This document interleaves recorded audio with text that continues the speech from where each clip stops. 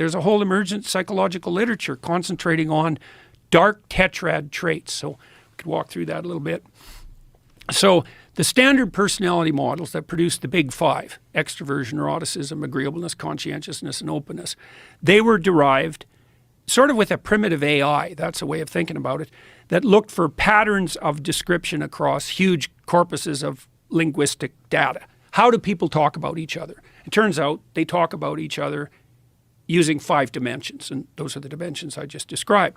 But the people who derived the big five didn't use evaluative descriptors. They threw anything out that looked like a value judgment. So for example, you might say of someone, he's a good person, and you might say of someone else, he's a malevolent person. Those descriptors weren't included in the big five corpus because they were trying to derive a model of normative personality. Okay, so, but that meant that the pathological personality wasn't encapsulated or well defined. Now, this guy Robert Hare, who worked at University of British Columbia as world's leading authority on psychopathy, and he interviewed hundreds and hundreds of psychopaths and was always fooled by them, by the way. And then he had a student, Del Paulus, who works at UBC, and Paulus developed a model of personality that was based on pathology, like on the dark side. And he called that the dark triad. Machiavellianism, that means Machiavellian is someone who, so let's say if I was Machiavellian in our discussions, what I would have done was think, before I came here, I thought, well, you know, what can Joe offer me? And then I'd think, well, how can I play Joe with my language so I'm most likely to get what I'm, you know, the narrow, impulsive, selfish thing that I'm aiming at right now. So that's how a Machiavellian operates. A narcissist, that's the next part of the dark triad, is someone who wants social status without doing any of the work. They want all the attention. If you're dating a narcissist or in a relationship with a narcissist, they'll alienate all your family members and your friends so that they get all the attention. And that'll just be the first of the games they play with you. Yeah. Then you have psychopathy, and the psychopaths are parasitical predators. And so the predator will take whatever you've got, and the parasite will live off you. And then here's a parasitical ideological statement. Property is theft, a classic Marxist trope. Why would you say that? Well, if I want to live off you, the way I'm going to justify that ethically is by claiming, well, you know, Joe, look how privileged you are. You've got all this money. You just took that from the oppressed. And if I'm manipulating you so that I get some of your money, that's only just because, first of all, it's exactly what you did. And second of all, well, why not spread some of that wealth around?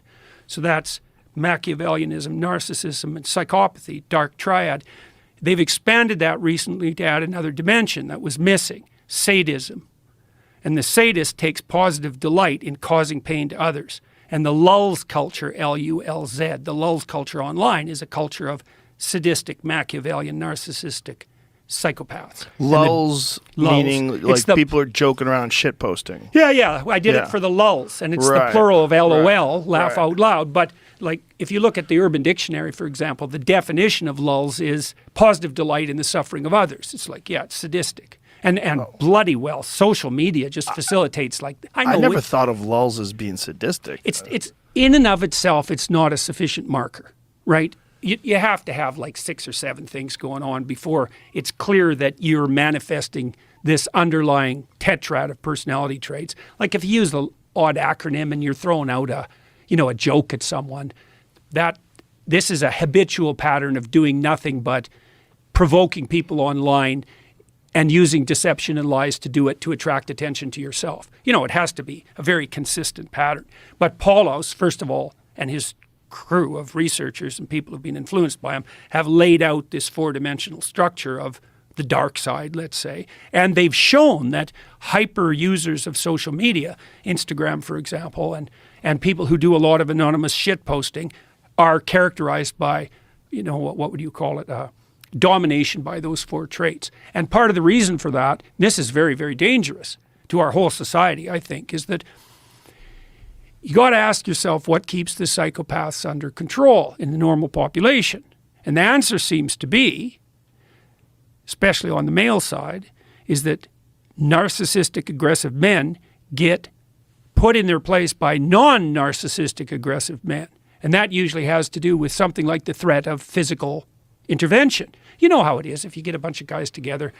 I can make a joke about you, you know, and I could even make a joke that was that sort of put you down. But the joke would have to be funny.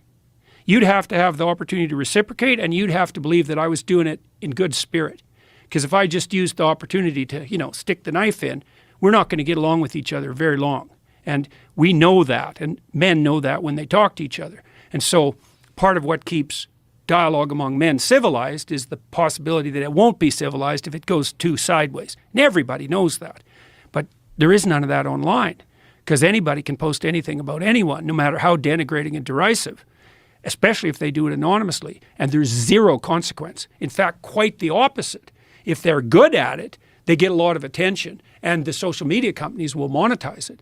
And so not only is it not inhibited, it's actually facilitated. And this isn't a trivial problem, because if the psychopaths multiply enough, they take the whole society out.